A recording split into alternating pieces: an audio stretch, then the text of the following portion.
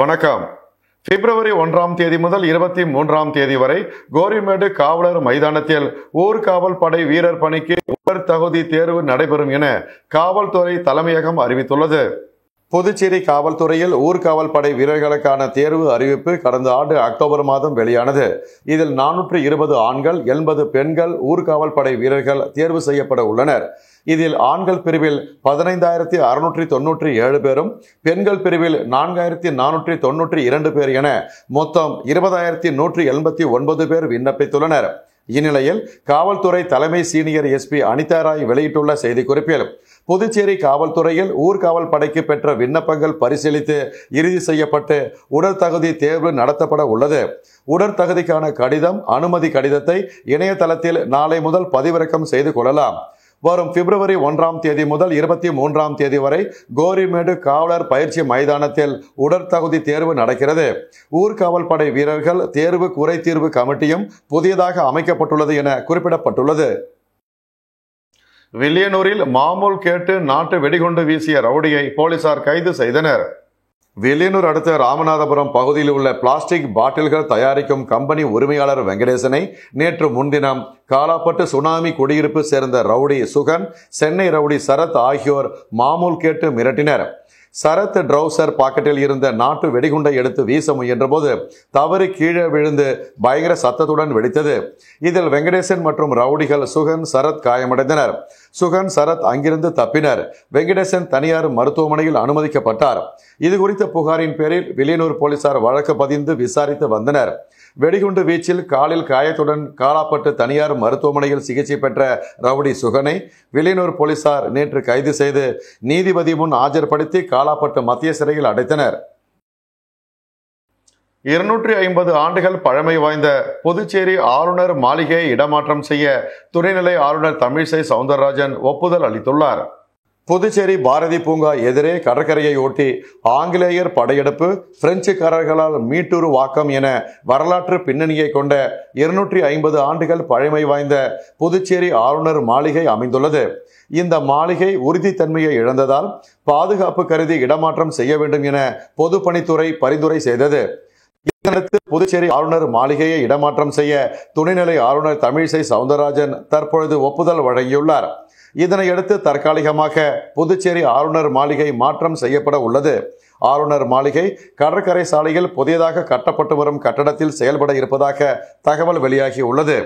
புதுச்சேரி சுதந்திரம் அடைந்த பின்னர் 1963ஆம் ஆண்டு முதல் புதுச்சேரி துணைநிலை ஆளுநர் மாளிகையாக செயல்பட்டு வந்த ராஜ்நிவாசில் ஆளுநர் தங்கும் அறைகள், அலுவலகம், ஆளுநர் செயலகம், அலுவலக ஊழியர்கள் குடியிருப்பு உள்ளிட்டவை செயல்பட்டு வருகிறது.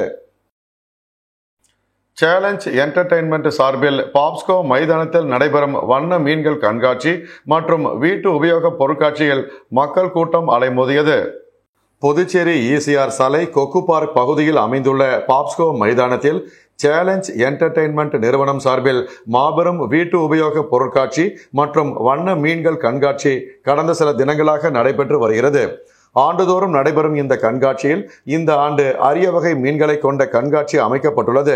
மேலும் சிறுவர்களை கவரும் வகையில் ராட்டினங்கள், ஜம்பிங் பலூன், மேஜிக் ஷோ, அசுர தாலாட்டு, வாட்டர் போட், பனி உலகம் மற்றும் திகிலூட்டும் பேய் வீடு அமைக்கப்பட்டுள்ளது. மேலும் விளையாட்டு போட்டிகள், மகளிருக்கான பொருட்கள் உள்பட உணவகங்கள் கண்காட்சி வளாகத்திற்குள் அமைக்கப்பட்டுள்ளது. வரும் ஜனவரி மாதம் 21ஆம் தேதி வரை நடைபெறும் இந்த கண்காட்சி மாலை 4 மணி முதல் இரவு 10 மணி வரை நடைபெறுகிறது என்பது குறிப்பிடத்தக்கது. நாங்கள் இப்போ மீன் கண்காட்சிக்கு வந்திருக்கோம். இங்கே நாங்கள் நிறைய மீன் பார்த்தோம். இப்போ எக்ஸாம்பிள் நாங்கள் ரெயின்போ ஷார்க்லாம் பார்த்துட்ருக்கோம். இங்கே நிறைய வெளிநாட்டிலேருந்தும் மீன்கள் இங்கே வச்சுருக்காங்க. நாங்கள் கோஸ்ட் ஃபிஷ்னு ஒன்று பார்த்தோம். அது பார்க்கவே சூப்பராக இருந்துச்சு. நாங்கள் இப்போ தான் வெளியே பார்க்குறோம். இன்னும் நாங்கள் உள்ளே போய் பார்க்குறோம். இது நல்லா இருக்கும்னு நாங்கள் விரும்புகிறோம். தேங்க்ஸ். இப்போ சாட்டர்டே ஈவினிங் நாங்கள் முருகா தேட்டர் பின்னாடி இருக்க ஒரு எக்ஸிபிஷன் வந்திருக்கோம்.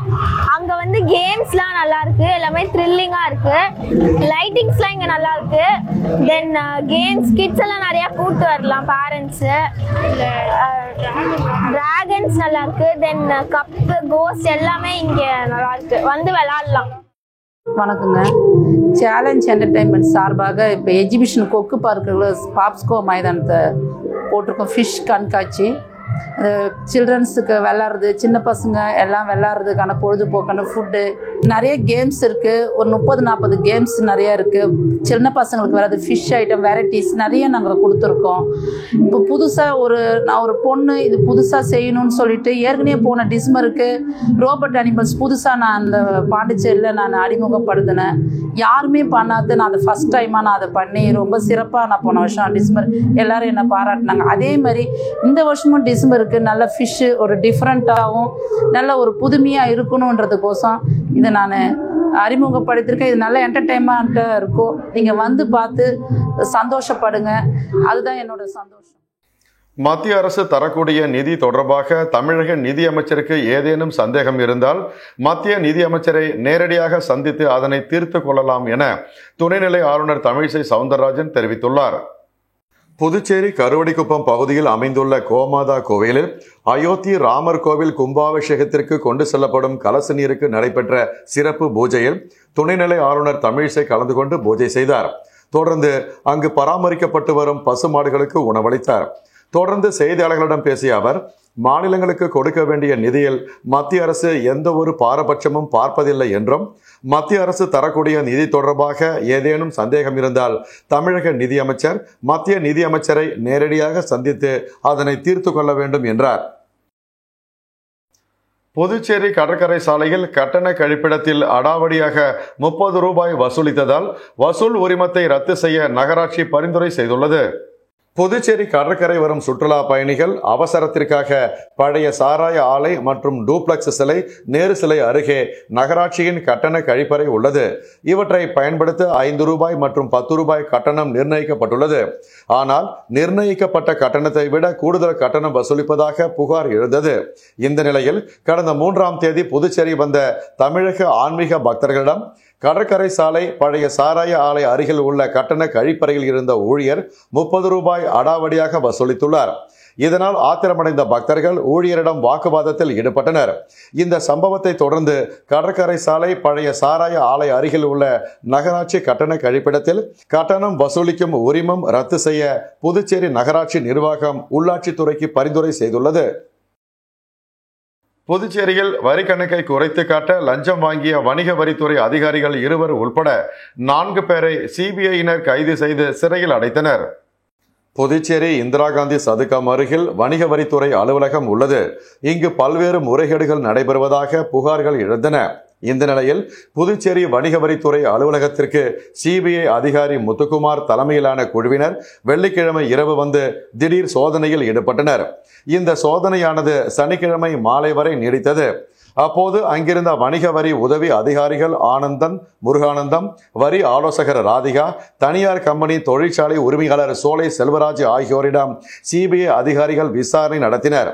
இதில் புதுச்சேரியை அடுத்த அரியூரில் தொழிற்சாலை நடத்தும் சோலை செல்வராஜ் வரி ஏய்ப்பு செய்திருந்ததும், இதை சரி செய்ய சாரம் பகுதியை சேர்ந்த வரி ஆலோசகர் ராதிகா மூலம் வணிக வரித்துறை அதிகாரிகள் ஆனந்தன், முருகானந்தம் ஆகியோரிடம் லஞ்சம் கொடுத்ததும் தெரிய வந்தது. மேலும் அதற்கான கைபேசி உரையாடல்களையும் சிபிஐ அதிகாரிகள் கைப்பற்றினர். இதனையடுத்து வணிக வரி உதவி அதிகாரிகள் ஆனந்தன், முருகானந்தம், வரி ஆலோசகர் ராதிகா மற்றும் தனியார் கம்பெனி உரிமையாளர் சோலை செல்வராஜ் ஆகியோரை சிபிஐ அதிகாரிகள் கைது செய்து புதுச்சேரி நீதிமன்றத்தில் ஆஜர்படுத்தினர். இதனையடுத்து 4 15 நாட்கள் நீதிமன்ற காவலில் அடைக்க நீதிபதி உத்தரவிட்டார். பின்னர் அனைவரும் காலாப்பட்டு மத்திய சிறைக்கு கொண்டு செல்லப்பட்டனர். வில்லியனூர் மார்க்கெட் கட்டுமான பணியை எதிர்க்கட்சி தலைவர் சிவா ஆய்வு மேற்கொண்டார். வில்லியனூர் மார்க்கெட் கட்டுமான பணி கடந்த 2020ஆம் ஆண்டு தொடங்கியது. வில்லியனூர் கொம்யூன் பஞ்சாயத்து மூலம் 1,20,00,000 ரூபாய் மதிப்பீட்டில் தொடங்கப்பட்ட பணி 2021ஆம் ஆண்டு பாதியில் நிறுத்தப்பட்டது. கட்டுமான பொருட்களின் விலையேற்றத்தால் கூடுதல் நிதி கேட்டு ஒப்பந்ததாரர் பணியை தொடராமல் நிறுத்திவிட்டார். இந்நிலையில் கூடுதலாக 91,67,000 ரூபாய் நிதி பெற்று மார்க்கெட் கட்டுமான பணி 27/9/2023 அன்று மீண்டும் தொடங்கி வைக்கப்பட்டது. இந்நிலையில் மார்க்கெட் கட்டுமான பணியை சட்டமன்ற எதிர்க்கட்சி தலைவர் சிவா கொம்யூன் அதிகாரிகளுடன் நேரில் சென்று ஆய்வு செய்தார். அப்போது பணிகளை துரிதமாக முடித்து வியாபாரிகளிடம் ஒப்படைக்குமாறு அதிகாரிகளை கேட்டுக்கொண்டார். இந்த ஆய்வின் போது வில்லியனூர் கொம்யூன் செயற்பொறியாளர் திருநாவுக்கரசு, இளநிலை பொறியாளர் சத்யநாராயணா, மார்க்கெட் நிர்வாகிகள், ஊர் முக்கியஸ்தர்கள் உடனிருந்தனர். அரியாங்குப்பம் பகுதியில் ரவுடிகளின் நடவடிக்கைகளை கண்காணிக்கும் பொருட்டு காவல்துறை சார்பில் வாகன சோதனை நடைபெற்றது. புதுச்சேரி மாநிலத்தில் கடந்த சில நாட்களாக ரவுடிகளின் நடமாட்டம் அதிகரித்திருப்பதால் வெடிகுண்டு வீச்சு, கொலை குற்றங்கள், திருட்டு சம்பவங்கள் உள்ளிட்ட அசம்பாவிதங்கள் தொடர்ந்து அதிகரித்து வருவதால் தெற்கு பகுதி காவல் கண்காணிப்பாளரின் உத்தரவின்படி அரியாங்குப்பம் காவல்துறை ஆய்வாளர் கலச்செல்வன் தலைமையில் துணை ஆய்வாளர் முருகானந்தம் மற்றும் குற்றப்பிரிவு காவலர்கள் திடீர் வாகன சோதனையில் ஈடுபட்டனர். இதில் ஏதேனும் வெடிகுண்டு, கத்தி போன்ற ஆயுதங்கள் கொண்டு செல்லப்படுகின்றனதா என கண்காணித்தனர். மேலும் இதில் போதிய ஆவணங்கள் இன்றி எடுத்து வரப்பட்ட வாகனங்கள் மீது வழக்குகள் பதிவு செய்யப்பட்டது. புதுச்சேரி பல்கலைக்கழகத்தில் முதுகலை படிப்புகளுக்கு மாணவர்கள் விண்ணப்பிக்க அறிவுறுத்தப்பட்டுள்ளது. இது தொடர்பாக புதுச்சேரி பல்கலைக்கழக மக்கள் தொடர்பு பிரிவு வெளியிட்டுள்ள செய்திக்குறிப்பில், தேசிய தேர்வு முகமை சார்பில் நடத்தப்படும் பொது பல்கலைக்கழக நுழைவுத் தேர்வு 2024 அடிப்படையில் புதுச்சேரி பல்கலைக்கழகம் வழங்கும் பல்வேறு முதுகலை பட்டப்படிப்பு மற்றும் டிப்ளமோ படிப்புகளில் சேருவதற்கான ஆன்லைன் விண்ணப்பத்தை சமர்ப்பிப்பதற்கான போர்ட்டல் கடந்த டிசம்பர் 26 முதல் திறக்கப்பட்டுள்ளது. 2024-25 கல்வியாண்டிற்கான முதுகலை பட்டப்படிப்பு மற்றும் டிப்ளமோ படிப்புகளில் சேர்க்கை பெற விரும்பும் மாணவர்கள் கியூட் பிஜி தேர்வுக்கு pgcute.samarth.ac.in என்ற இணையதளத்தில் விண்ணப்பிக்கலாம். மாணவர்கள் பாடப்பிரிவுகளுக்கான தகுதிகளை கவனமாக பார்க்க வேண்டும். புதுச்சேரி பல்கலைக்கழகம் வழங்கிய தேவையான தேர்வுத்தாள் குறியீட்டை www.pondyuni.edu.in/admissions-2024-25 என்ற தேசிய தேர்வு முகமையின் இணையதளத்தில் விண்ணப்பதாரர்கள் தவறாமல் பார்க்க அறிவுறுத்தப்படுகிறார்கள். மேலும் முதுகலை பட்டப்படிப்பு மற்றும் டிப்ளமோ படிப்புகளுக்கு ஆன்லைன் விண்ணப்ப படிவத்தை சமர்ப்பிக்க ஜனவரி 24 கடைசி நாளாக தேசிய தேர்வு முகமையால் அறிவிக்கப்பட்டுள்ளது. மேலும் புதுச்சேரி பல்கலைக்கழகம் PhD படிப்புகளுக்கு விண்ணப்பங்களை ஏற்றுக்கொள்வதற்கான போர்ட்டலை திறந்துள்ளது. 2023-24 கல்வியாண்டிற்கான நுழைவுத் தேர்வு விலக்கு பெற்ற மாணவர்கள் பல்வேறு PhDகளுக்கு ஆன்லைனில் விண்ணப்பிக்கலாம்.